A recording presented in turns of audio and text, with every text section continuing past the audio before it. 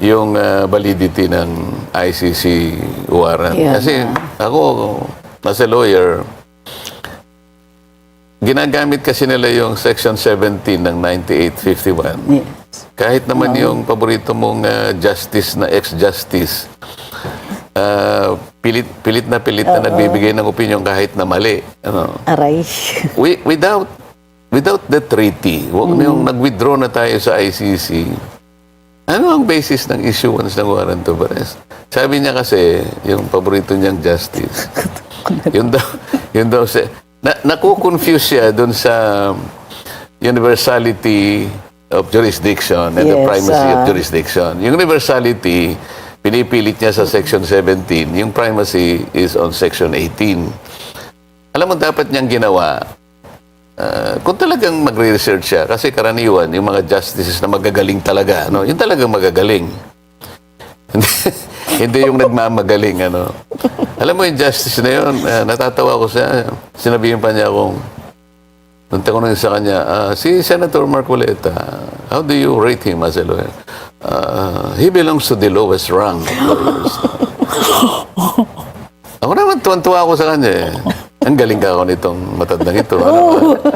Pero nung inamang ko siya ng debate, kung ano-anong kondisyon ang kanyang binibigay. No? But that's not the point.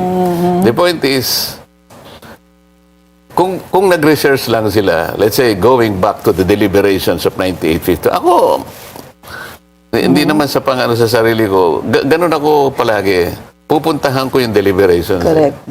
Kasi it's not too ancient naman eh. 9851, kailan lang yon.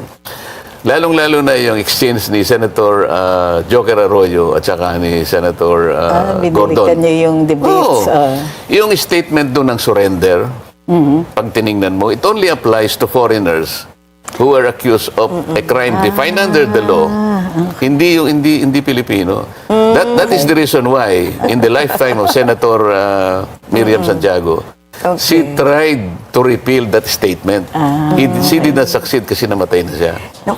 I can show sometime yung bill niya eh. Inisip ko nga na ipurso ko yung bill niya. Twice. Yeah. Twice in a row. Sige, sir. Nag-file siya ng bill para walang misconception about that. Sir, Okay. we're running out of time. Ang sayang talaga. Ang dami namin gustong tanungin sa inyo. Yung expectation niyo po kay Senator Pia on BRC, do you think that they will pursue yung case against Martin Romualdez? Oo naman. Dapat. Yun ang core namin eh. Yun ang core. Doesn't matter na hindi ako. Yeah.